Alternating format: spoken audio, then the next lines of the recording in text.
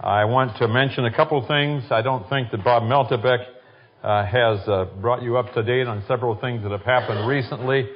Jesus Christ, the Greatest Life, that has also the study book with it, and the teacher's edition is now on Logos in color. The four colors of the four Gospels, and quite impressive. I can't afford to download it, but that's it. The least thing that the latest thing that is coming out is Ed Stewart's rendition of experiencing the four Gospels as one single story, a devotional for 365 days, going through the four Gospels in 365 days in a devotional format. And you might want to watch for that, I think. When is it coming out? September? Yeah. Word for word, the same text. Pardon me? Word for word, the same text as the other. Yeah. Now, honey, my Bible is back there. I put my Bible back there with the new edition of the NKJV Study Bible. No, I want mine. Back there. Thank you. A pastor from Arizona called me and said, Dr. R., that's not mine, but that's all right. That's okay, sweetie. From Arizona called me and said, Dr. R., on your when I had you for a prof, she said, I thought that you took the viewpoint on 2 Timothy 2:13. Yeah, right. Thank you. Yeah, that's what I want to do. I thought you took the viewpoint that he will deny us, that is, that he will deny us reward in chapter 2, verses 11 to 13, if we are not faithful. And I said, well, certainly, let me read to you the note. That is, in our email I did that. I didn't read it to him, I wrote it to him. And I got it back, and he said, no, that's not right. And I said, what's the matter, Pastor? Can't you read? And so we went back and forth again. And finally, he found out what it was. It was Thomas Nelson. And some yo-yo. And I'm going to find out who it is. Got into the mess. And when they came out with the beautiful second edition, which they made some nice improvements of light blue instead of gray and so on and so forth. But this pastor wrote, and they had promised me that there were no changes in the notes at all. 15,000 annotations, and we had done all the cutting we will ever do. We had 9,000 pages when I got through with 10 years working on the NKJV Study Bible. And that was the end of cuts. We cut 6,000 out of 9,000. And when this pastor brought the note that somebody expunged the note that I had and put another reformed note in place of it, I could not believe it. You tell me that the devil is not active out there? You bet he is, and he's using Christians that are out of fellowship with Jesus Christ. They said, well, we just don't understand that. It was inadvertent. I said, now you need to get your dictionary out. Inadvertent? Wise up. And I said, I want to tell you that you are talking to one very angry person. And I believe it's biblical. My Bible tells me, be angry and sin not. And I said, if you guys don't get this straightened out, you're going to be the responsible one for my sin, for letting the anger continue. I am up to here with Mr. Nice Guys. I am up to here with the gentle Jesus. He wasn't simply the gentle Jesus. He was a balanced person. And when he went into the temple early in John with the cat o' nine tails, I want to tell you, it wasn't the gentle Jesus coming in. I think if he would use our language today, he said, you get the hell out of here. And when I come over to Matthew chapter 23 and I read a whole chapter, you hypocrites, you. Oh, the gentle Jesus? Well, these guys, this is the most precious hymn in the book, the New Testament. In 2 Timothy 2:13, 2:11 to 13. This is a faithful saying. In other words, this is one of the songs we sing. I believe they did it devotionally.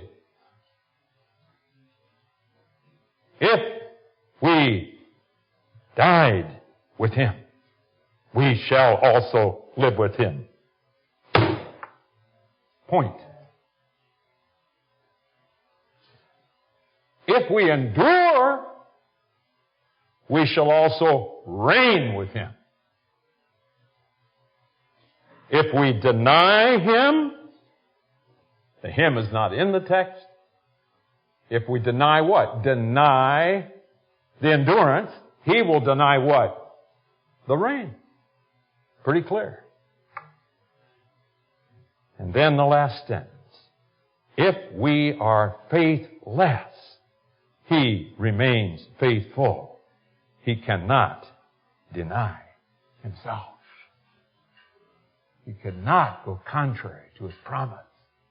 I am in him.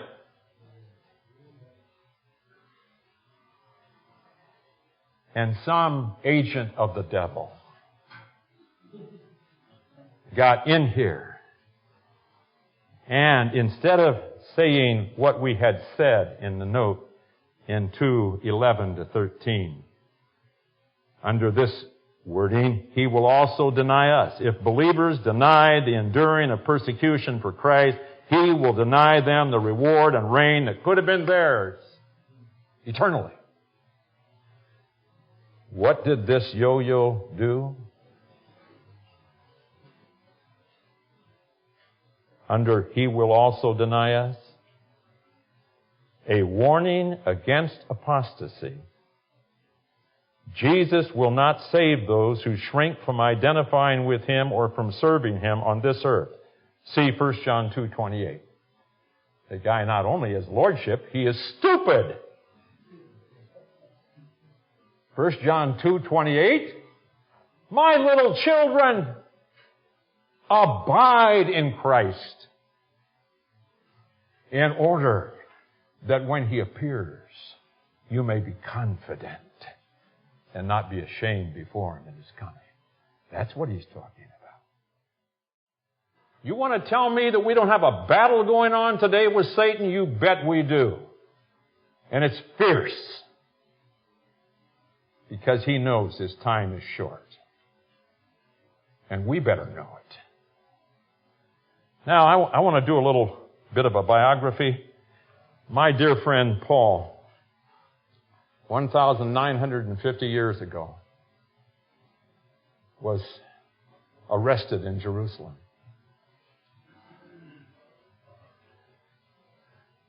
Four years later, well, really 2 years later, he gets put into prison for 2 years and gets out of that. And when he gets out, he writes 1 Timothy. Gets into prison again.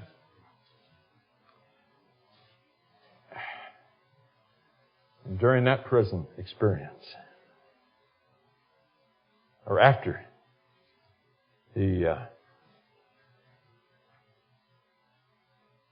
I said that wrong.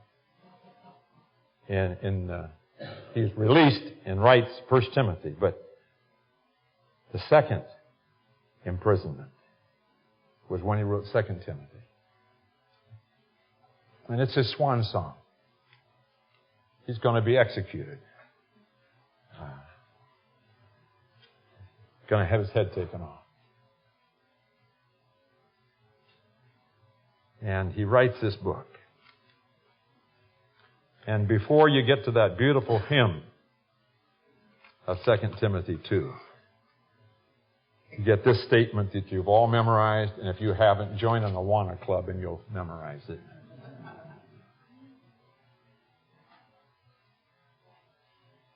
Be diligent. Or the old KJV said, study. Study. Study. To present yourself approved to God. Not approved to Radmacher. Not approved to JB. Approved to God. He's the one we will answer to. A worker, that means creating a sweat. A worker who does not need to be ashamed, rightly dividing the word of truth. I want to tell you, dear beloved, we are in trouble today. We've got a host of so-called interpreters of the gospel that don't even adhere to the basic rules of hermeneutics. And they're not limited to the lay people, pastors, theology professors, etc.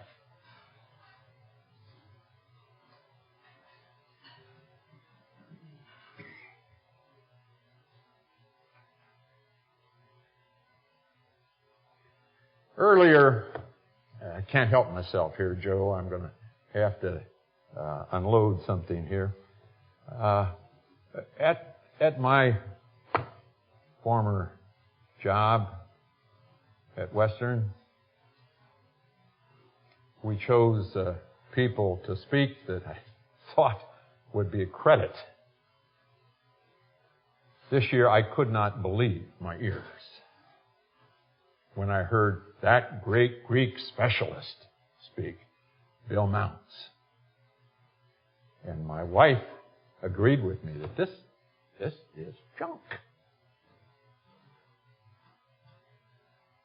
And I went to Pilgrim Bookstore. That's the good place to get anything Reformed. At least it used to be. It's going out of business now, thank God. But they had a big stack of Mounts' new book on word study. Word study? That sounds good. I opened the first page and looked at how to do a word study. And what's he dealing with? Romans 10, 9, and 10. We were just talking about that, weren't we? And so the place you don't want to go, Keith, for understanding that passage is Bill Mounts. And he came to that passage and he said, what is the most important word in this verse? Lord. Confess Jesus as Lord. Is that what it said? And might the word salvation, having been used repeatedly through the book, be something that ought to be considered there? Past tense, present tense, future tense?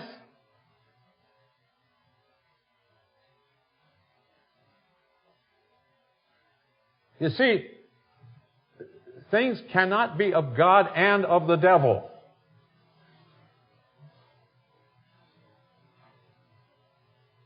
And the devil is not confined to using the unregenerate. In fact, he's already got them. The people that are really open to him are the ones that are out of fellowship with Jesus Christ. And boy, are they ever ready targets for him. Just like the ones that changed that note in the NKJV Study Bible.